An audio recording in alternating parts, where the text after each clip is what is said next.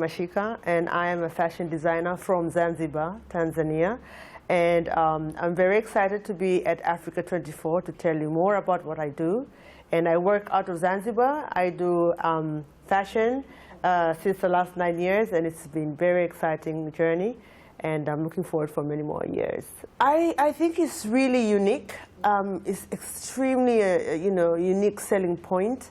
I think, today I'm in Paris and I'm realizing, where I was visiting, and I was taken by surprise that, there was nothing unique in comparison to where I come from, and that just made me realize, being an African designer based in Africa, we are so, we have so much materials that I feel even the last 9 years, I have only utilized 10% of them. I'm seeing the possibilities, and I'm realizing, wow, I need to do more as an African designer and made in Africa. And it has to continue, it has to grow. We are so small. And the possibilities are there. I think maybe my children and their children, they'll be able to reap off the benefits, but someone has to build it, and that's people like myself. After today, what I saw, I'm totally optimistic. Of course, doors have to open to have more access to the bigger market. And quality also. Yes, quality issues. But I think quality is maybe not really the biggest headache. It's more market access. Yeah. It's very interesting. It was very risky because we all know that, especially Africa, or in particular Tanzania, is very much at its infancy when it comes to fashion. At that time I was much younger, and I knew that it has to work, and it will work because I had and still have the energy to make it happen.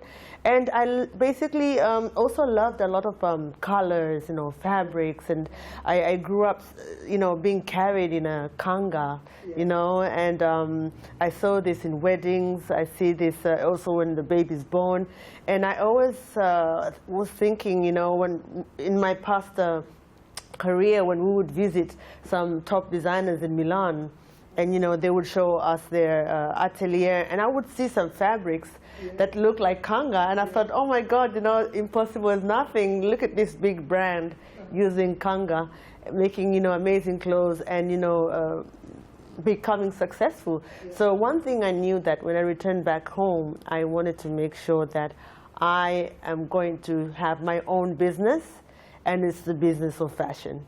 The Doreen Mashika brand is 9 years old, and it uses a lot of fabrics, which, we have an endless summer. As you know, Zanzibar is always warm, always sunny. So we use kanga a lot of colors. But of recent, we've been changing and using other fibers, such as silks and, prints, because I understand that we are a resort destination, so we need to add diversity. As everyone, people want to have different things, and ever since we have changed into other fabrics, I've noticed people have embraced the brand much stronger. My clientele goes up to 75, and the Doreen Mashika girl starts from 27. I find, because she actually is today very open to, to anything. She's versatile, she's traveled. She may not have been to Zanzibar, but she knows about the continent, and she's open to color. And I also have, men who love our work as well. I always come across men who say, make me the same dress, but, just make it wider shoulder, longer, So it really is appealing to internationally and to any person, to be honest. The reality, well, definitely there are challenges. I look very young, but I'm not that young as the way I look. So, and I'm a woman, so and you have to see Zanzibar as a destination is 93% Islamic and 3% Christian, and I belong to the 3%. So it is not very easy as a woman to have all that. That's a lot, first of all, as a woman to go out and have your own business and, to build a name and, to gain trust. But within the last 9 years, I have seen that, everyone is embracing the brand. Everyone is embracing the fact that it's by a woman, and everyone is embracing the fact that it's from Zanzibar, and you know they can see that I'm bringing change in young people, in older women, and you know I'm also preserving the skills. As you remember, I have this special dress that I had made, which was, you know, you loved very much when you were in Zanzibar. Yeah.